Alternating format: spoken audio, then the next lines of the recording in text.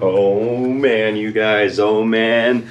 I hope everyone out there is having a great day, getting your runs in, getting those training sessions in. And I'm hoping everybody is out there, as always. It's like I like to say at the end of my videos, enjoying the run. You have to enjoy the scenery, you have to enjoy the surroundings that are around you, and you just have to enjoy the experience of what you are creating. I think that's probably one of the most important things out there when it comes to running. So in today's vlog, we're discussing some of the issues and troubles and tribulations that I had with my half marathon run yesterday. And I took some time last night to kind of think about some things that I could have done better, what we're going to move, or what we're going to do, or what I'm going to do moving forward with my training program, and how we're closing out that chapter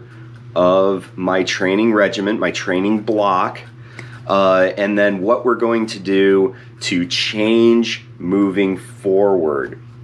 So the last training block, I used a lot of the Nike Run Club training program for the half marathon. And I think that, to be completely honest with you, I think it went really, really well.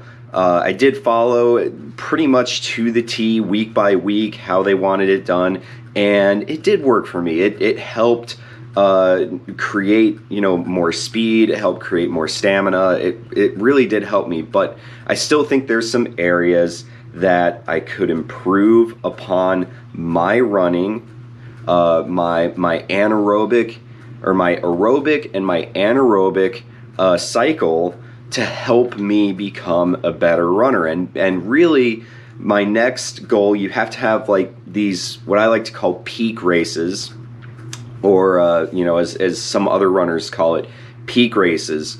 And these races are your primary events. And sometimes what you'll do is you'll have like a warm-up race, maybe a week, 2 weeks, 3 weeks in advance to kind of get you up to date or up to par with those, with competition and with running. And usually those warm-up races are not your full distance. So if you're doing a half marathon, maybe it's a 10K. If you're doing a 10K, maybe it's a 5K. Those are your warm-up races.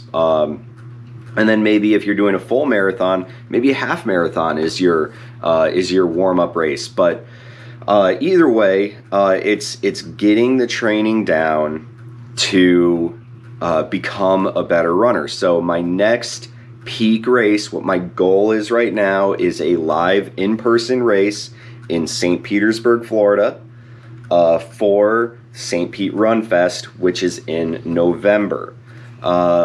Right now, because of how far away that is, you figure that my training block is probably going to end up being anywhere from about 13 to 15 weeks of training leading up to it. So what I'll do is on a calendar, I'll kind of mark out, here's the day of the race, here's what we need to do. Now, you kind of have to, come up the mountain, and then you have to taper down a little bit leading into the race. So you don't want to burn yourself out. So some weeks I might do a ton of miles, and then as I'm leading up to it, I'll taper down, because you want to have your legs as fresh as possible for that half marathon. So leading into that right now, it is recovery time. I finished my last training block. I did my peak race, which was the Demore Global Running Distance Classic. Link will be in the description. You can still sign up for it. You can still run for the event until May 23rd. It's a global event. It's really inexpensive to run. If you don't want the medal or the shirt, it's really doesn't cost anything. But a lot of the proceeds go to the Brave Like Gabe Foundation. So it's going to a good cause. Highly recommend it just because it's really inexpensive run. There's mile, 5K, 10K, half marathon, full marathon, and a vertical challenge. I mean, there's a little bit of something for everybody. I think it's just a great cause, and to put in a little bit of time and effort to do that run was excellent. You know, even though I didn't get to ring that PR bell, guys, I didn't get to do it. I still felt good about being able to perform the way that I did. So, but because of that, right now is recovery time. And it's not only just recovery for my body, which is really, really sore this morning, especially, you know, my legs, my feet feel like they're swollen. Can't tell if they are or they aren't, but they feel like it. So yeah, it's, you know, just being able to take a step back and not just physically recover from this training regimen that I went through, these runs that I had done over the past few weeks, but to also recover mentally, because a lot of running, especially in distance running, takes a lot of mental strength, almost as much mental strength as it does physical strength, to keep moving. And I felt at the end that maybe mentally I wasn't strong enough to do it. So right now is the recovery in my mind. It's the recovery for my body. And in a week, I'll be taking this week off. I do have some content that I will be putting up for you guys.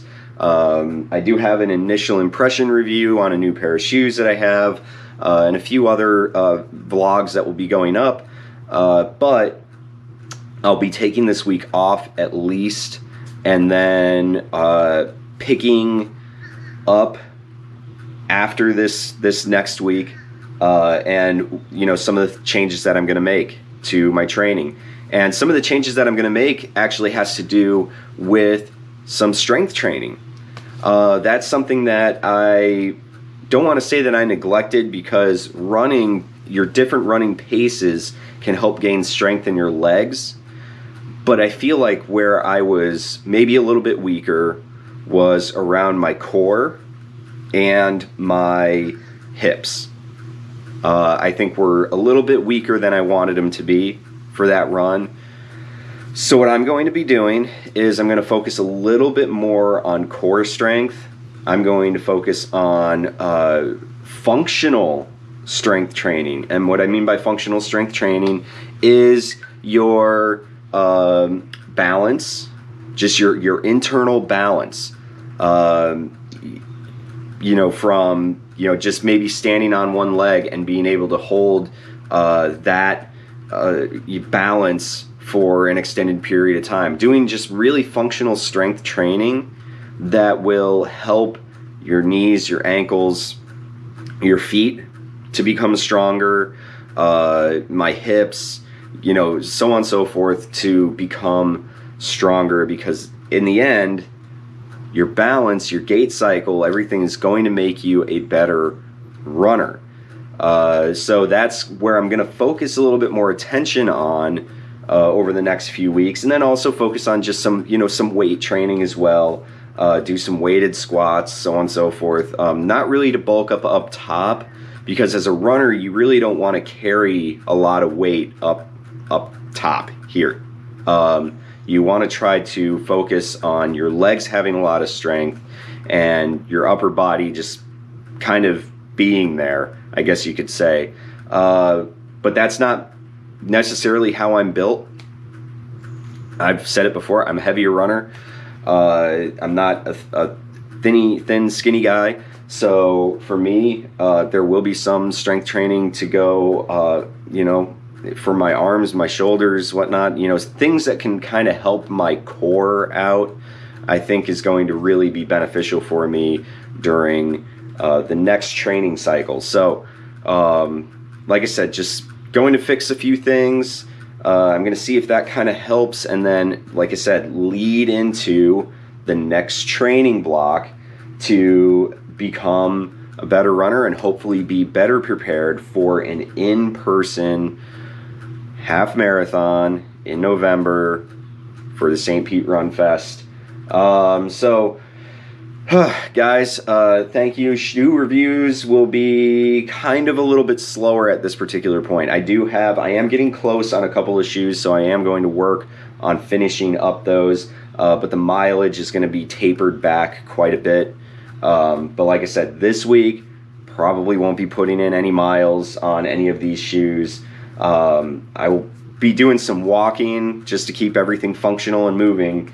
But as far as the running is concerned, it's taking a huge step back, just because of the way my legs feel, and just like I said, and mentally, I've got to recover mentally as well. So anyways, let's see, a question. Okay, so I'm just going to start doing this because of, the time and stuff like that. So I'm going to do a question of the day here for you guys, because you guys have seen, if you've watched my channel, you've seen some of my favorite shoes, and you've heard about, what my favorite shoes are. What is your go-to running shoe and why? Okay, so what is your go-to running shoe and why? If you like the Hoka Clifton 7s, why do you like them? Is it because they're just super comfortable? They absorb a lot of impact? Is it, just things like that? I think it's a good start as, we're transitioning into a new training block, that we kind of make some changes, not only, again, in my training, in my life, but also to this channel for you guys out there on YouTube. So again, I do appreciate you guys. If you don't mind, please click that like and subscribe button.